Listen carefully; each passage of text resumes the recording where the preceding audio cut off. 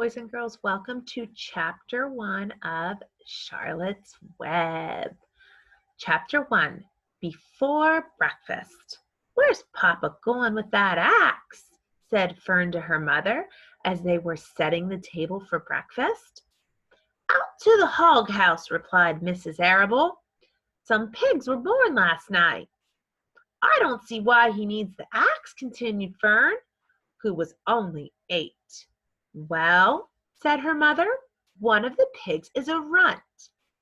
It's very small and weak, and it will never amount to anything. So your father has to decide what to do with it." "Do away with it?" shrieked Fern. "You mean kill it? Just because it's smaller than the others?" Mrs. Arable put a pitcher of cream on the table. "Don't yell, Fern," she said. "Your father is right. The pig won't probably die anyway." Fern pushed the chair out of the way and ran outdoors. The grass was wet and the earth smelled of springtime. Fern's sneakers were sopping by the time she caught up with her father. "Please don't kill it," she sobbed. "It's unfair." Mr. Arable stopped walking. "Fern," he said gently, "you will have to learn to control yourself." "Control myself?" yelled Fern. "This is a matter of life and death. You talk about controlling myself?" Tears ran down her cheeks, and she took hold of the axe and tried to pull it out of her father's hand. "Fern," said Mr. Arable, "I know more about raising a litter of pigs than you do. A weakling makes trouble. Now run along." "But it's unfair," cried Fern. "The pig couldn't help being born small, could it? If I had been born very small at birth, would you have killed me?" Mr. Arable smiled. "Certainly not," he said, looking down at his daughter with love. "But this is different. A little girl is one thing. A little runty pig is another." "I see no difference," replied Fern, still hanging on to the axe. "This is the most terrible case of injustice I have ever heard of." A queer look came over John Arable's face. He seemed almost ready to cry himself. "All right," he said. "You go back in the house, and I will bring the runt when I come in. I'll let you start it on a bottle like a baby. Then you'll see what trouble a pig can be." When Mr. Arable returned to the house half an hour later, he carried a carton under his arm. Fern was upstairs changing her sneakers. The kitchen table was set for breakfast, and the room smelled of coffee, bacon, damp plaster, and a wood smoke from the stove. "Put it on her chair," said Mrs. Arable. Mr. Arable set the carton down at Fern's place. Then he walked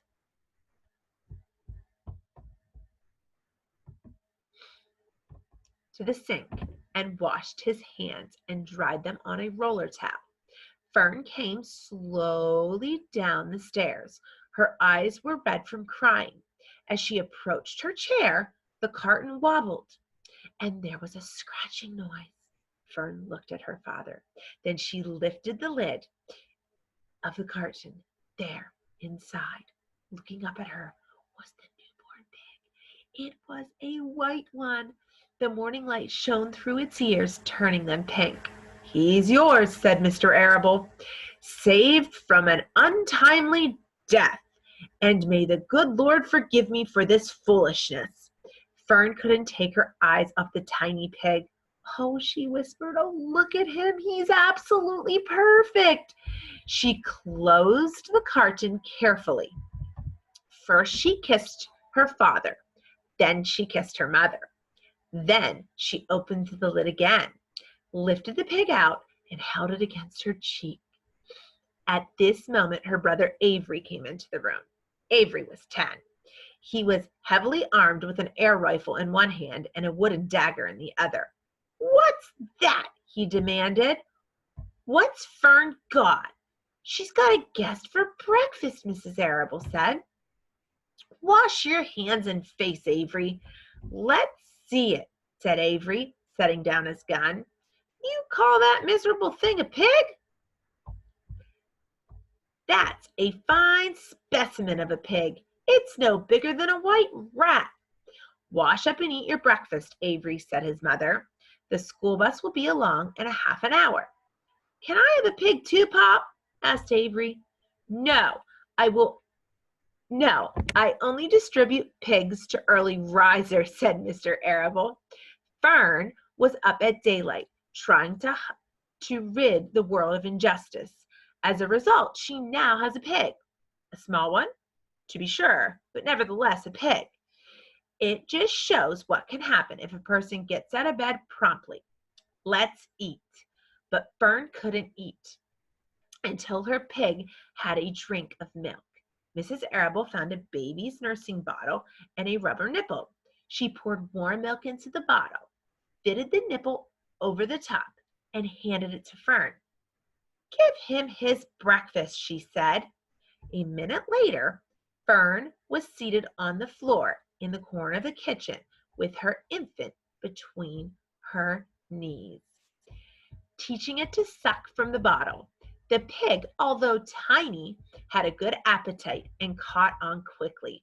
The school bus honked from the road. Run, commanded Mrs. Arable, taking the pig from Fern and slipping a donut into her hand. Avery grabbed his gun and another donut. The children ran out to the road and climbed into the bus. Fern took notice of the others in the bus.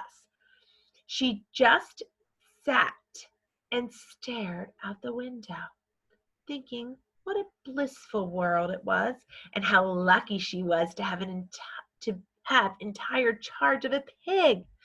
By the time the bus reached the school, Fern had named her pig, selecting the most beautiful name she could think of. Its name is Wilbur, she whispered to herself. She was thinking about the pig when the teacher said, Fern, what's the capital of Pennsylvania? Wilbur, replied Fern dreamily. The pupils giggled. Fern blushed. That is the end of chapter 1, boys and girls. I hope you enjoyed it.